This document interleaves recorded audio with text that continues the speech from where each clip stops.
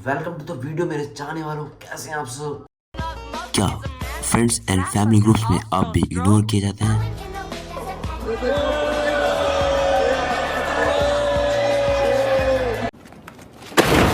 क्या कोई आप पर गौर नहीं करता और आपकी बातों को इम्पोर्टेंट नहीं समझता? क्या आपके काम की कोई रिस्पेक्ट नहीं करता?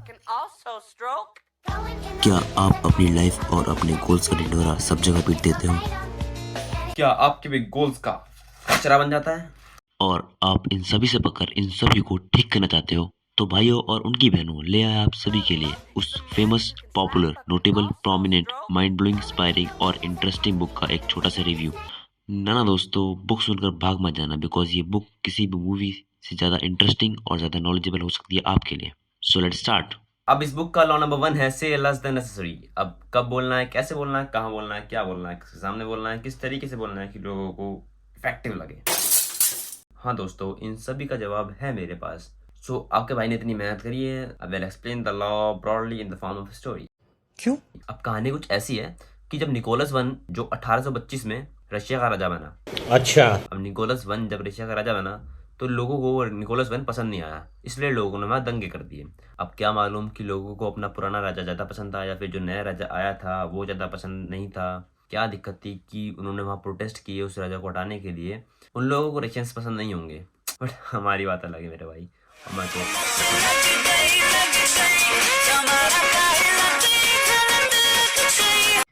ऐसे में बड़ा सख्त लौंडा हूं,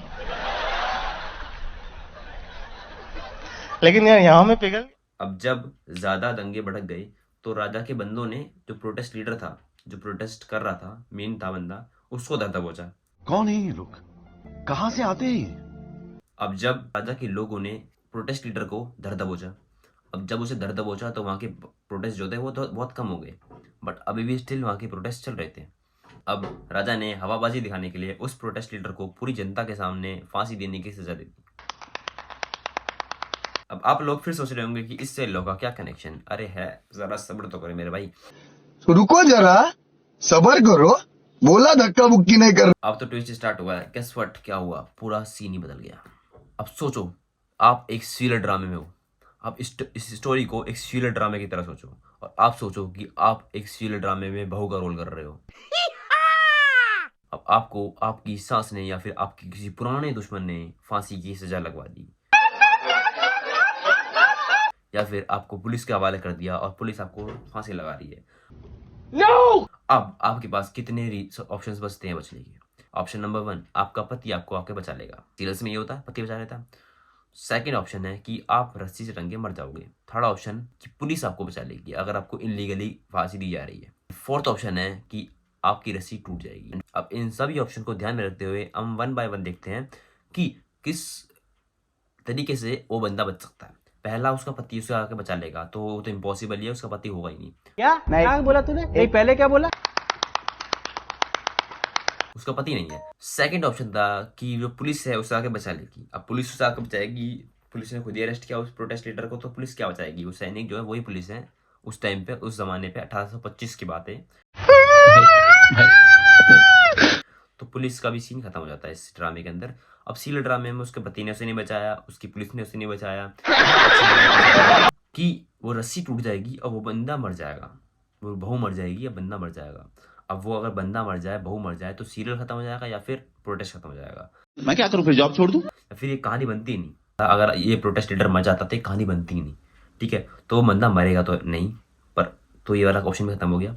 अब लास्ट ऑप्शन था कि हमारी रस्सी टूट जाएगी, और last option is always works, और रस्सी टूट भी गई। ओ भाई, मारो मुझे, मारो मारो मुझे, मारो मारो। नहीं, ये मजाक हो रहा है। एक सेकंड यार, मजाक हो रहा है। रस्सी टूट गई, वो बंदा बच गया, और सब लोग चिल्लाने लगे बहुत जोर जोर से कि हमारा मसीहा बच गया, हमारा मसीहा बच गया। ये गॉड का एक वो है संदेशा। और वहाँ के लोग ये मानते भी थे कि अगर फांसी देते वक्त किसी की रस्सी टूट जाए तो वो भगवान का एक इशारा होता है। कौन है ये लोग, कहां से आते हैं? ये सोचकर कि अभी इसके टैब बोलने का टाइम नहीं हुआ, या फिर ऊपर जगह थोड़ी कम है इसलिए भगवान उसे बुला नहीं रहा है, या फिर ये कुछ ज्यादा ही पापी है कि भगवान भी नहीं बुला रहा इसे। ऐसा कुछ नहीं यार, मतलब उसे भगवान का इशारा मानते थे और मतलब छोड़ देते थे कि मतलब बंदा मरने के योग्य नहीं है, या तो उसके जीवन में भी और कष्ट है या फिर वो कष्ट मतलब उसका मरने का टाइम नहीं हुआ है, उसे कुछ नए काम करने हैं अभी उस दुनिया में। अब राजा भी सेम ख्याल का था, तो उसने भी कहा कि छोड़ दो उस बंदे को भाई, अब भगवान नहीं चाहते वो मरे तो मैं कैसे मार सकता हूँ उस बंदे को। पर एक बार राजा ने कंफर्म करने के लिए पूछ लिया कि क्या वो गिरने के बाद मेरे बारे में कुछ कह रहा था। तभी सैनिकों ने कहा कि हाँ सरकार कुछ कह रहा था। तो सैनिक ने कहा बताओ क्या कह रहा था। उसने कहा छोटा मुंह बड़ी बात, पर वो जो प्रोटेस्ट लीडर था वो कह रहा था कि बाप को भेज, तेरे बस की बात नहीं।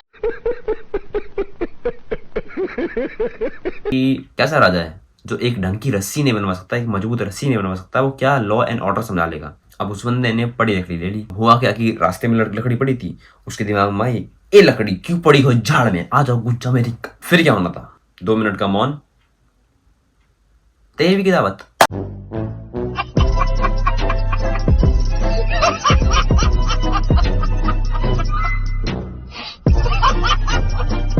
तो बात यही बताई थी मेरे भाई कि से लेस देन नेसेसरी, मतलब जरूरत से भी कम बोलो, जितनी जरूरत है उतना भी नहीं, उससे भी कम बोलो, तो आपकी रिस्पेक्ट बढ़ेगी, आपकी अपॉर्चुनिटीज बढ़ेंगी, और आपकी जो आपको लोग इग्नोर करते हैं वो इग्नोर करना बंद कर देंगे। बिकॉज आप उनके बीच में जाकर उनसे बात करते हो, उनके पास आप हो, आप अवेलेबल हो, इसकी वजह से आपको इग्नोर करा जाता है। अगर आप अवेलेबल ही नहीं रहोगे तो आपको इग्नोर नहीं किया जाएगा, आपको और लोग मतलब आपसे बात करने की कोशिश करेंगे, आपसे इंटरेक्ट करने की कोशिश करेंगे, आपको ज़्यादा वैल्यू मिलेगी अगर आपने शट रखते हो अपने माउथ को।